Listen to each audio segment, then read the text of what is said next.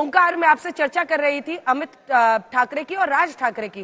राज ठाकरे ने भी बाला साहब ठाकरे की विरासत अपने करने पर, एक वक्त पर कई लोग मानते थे कि जो फायर ब्रांड इमेज है वो राज ठाकरे की है, लेकिन बाला साहब ने जीते जी अपनी विरासत अपने बेटे को सौंप दी। अब ऐसे में राज ठाकरे उसको चैलेंज करते रहे, लेकिन बहुत ज्यादा सफलता नहीं मिली। अपनी पहली रैली एमएनएस की तरफ से इसी शिवाजी पार्क पर खुद राज ठाकरे ने भी की थी। अंग्रेजों के जमाने से अगर आप देखें, बड़े आंदोलन इस मैदान में होते रहे हैं, बड़ी हस्तियों के घर यहाँ पर है, सचिन गावस्कर, संदीप पाटिल, अजित आगरकर, विनोद कामली, संजय मांजरेकर, बहुत बड़े बड़े क्रिकेटर्स। लेकिन इसी के साथ नजर अगर आप डालिए तो इस मैदान पर बावजूद इसके कि वो चुनावी मैदान में उतरते हैं, असल लड़ाई तो शिंदे और उनके बीच में है, उद्धव ठाकरे के।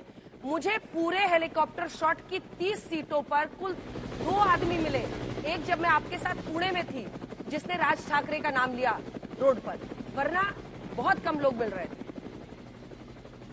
एक बार आपको तैयारी दिखा रहे हैं, क्योंकि आज तक का हेलीकॉप्टर शॉट अब मशहूर हो गया है, तो हम आपको एक एक करके दिखाएंगे कि किस तरह से महायुति और महाविकास अघाड़ी के नंबर्स बढ़ते हैं। हम पार्टी वाइज भी ब्रेकअप आपको दिखाएंगे, तो इस तरह अंदाज में आप तमाम सीटों पर नजर रखिए और हम आपको पूरा स्कोर कार्ड बहुत तेजी से दिखाने वाले हैं। माहिम, मुंबई सिटी, जहां से शिवसेना का गढ़ रहा है, 1990 से 19 के बीच में सिर्फ 2009 में शिवसेना यहां से हारी, एमएनएस जीती थी। इस सीट के शिवाजी पार्क में शिवसेना की स्थापना हुई। बाला साहब ठाकरे ने सबसे पहले भाषण यही दिया था और अपना अंतिम भाषण भी 2012 में अपनी मृत्यु के पहले उन्होंने यही पर दिया था। राज ठाकरे के बेटे अमित एमएनएस से चुनावी मैदान में, शिंदे गुट के सदा सरवनकर यहां पर हैं। जल्दी से आपका इस पर एनालिसिस, क्या राज ठाकरे इस चुनाव आते आते भी कुछ बड़ा कर पाएंगे?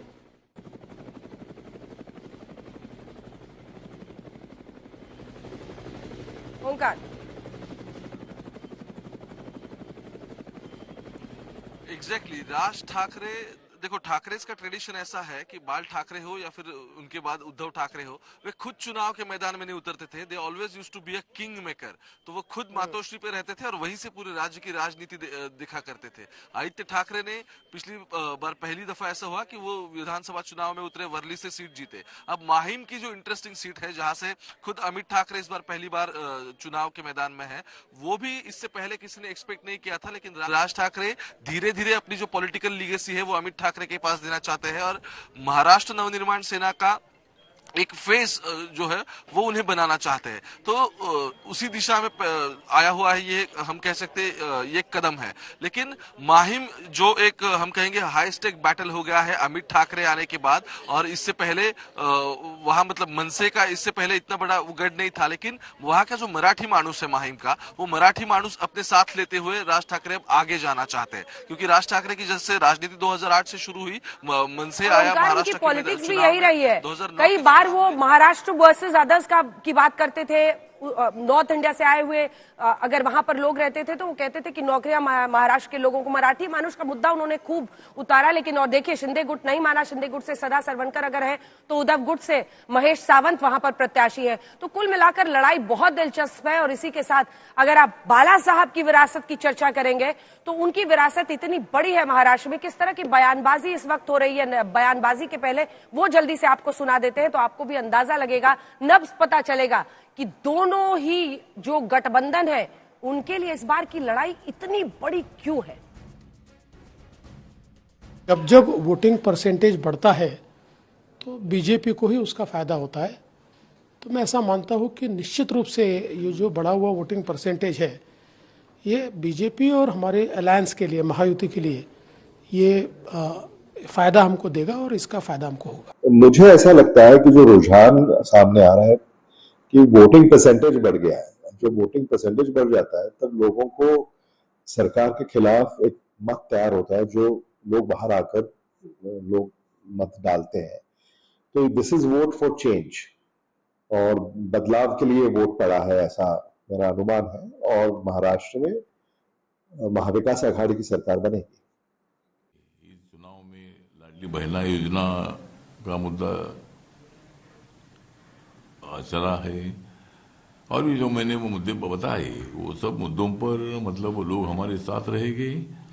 और महायुति को जिस तरह एग्जिट पोल की रिपोर्ट आ रहे है, उसके मुताबिक महायुति सरकार बना सकती है, इसी तरह की रिपोर्ट है। हम बहुत सारे इंडिपेंडेंट लोगों के संपर्क में हैं जो हमारी अलायंस पार्टनर्स है हमारे, उनके साथ हम संपर्क में है और हमें सरकार बनाने में कोई दिक्कत आएगी नहीं। महायुति की सरकार जरूर महाराष्ट्र में बनेगी और जो वादे हमने किए हैं वो वादे पूरा करने का काम हमारी सरकार करेगी। निश्चित तौर पर महाविकास आघाड़ी का विजय की ओर प्रस्थान हो रहा है और महायुति के दिन भर चुके हैं और जहां तक हम लोगों को रिपोर्ट आ रही पूरे महाराष्ट्र से एक कंफर्टेबल मेजोरिटी से हम लोग आ रहे हैं और मुख्यमंत्री पद की बात है। मैं समझता हूं कि तीनों पार्टियों के दल और उनके वरिष्ठ नेता एक साथ बैठकर ये मिलकर तय करेंगे। कांग्रेस पार्टी को मिल सकता है और क्या कांग्रेस पार्टी की सरकार बनते दिखाई दे रही है? तो महाराष्ट्र में कांग्रेस की लीडरशिप में ही सरकार महाविकास आघाड़ी की बनेगी। उस तरह से जो मतदान का जो रुझान आ रहा है, कॉल आ रहा है, जो लोग मतदान के लिए जा रहे हैं, तो उसके आधार पर राज्य में कांग्रेस के सबसे ज्यादा कैंडिडेट चुन के आएंगे और महाविकास आघाड़ी की सरकार आएंगी, इसमें कोई दो मत नहीं है। ये काले पत्थर पे सफेद लकीर है। नहीं, मैं ये नहीं मान लूंगा और कोई नहीं मानेगा कि महाविकास आघाड़ी की सरकार हम बैठकर तय करेंगे। अगर नाना पटोले जी ने ऐसा कहा है और नाना पटोले जी को कांग्रेस हाईकमांड ने कहा है कि आप मुख्यमंत्री बन रहे हो, तो राहुल गांधी, प्रियंका, सोनिया, खड़गे साहब ने इस प्रकार से ऐलान करना चाहिए। हमें पूरा विश्वास है कि हमें बहुमत प्राप्त होने जा रहा है।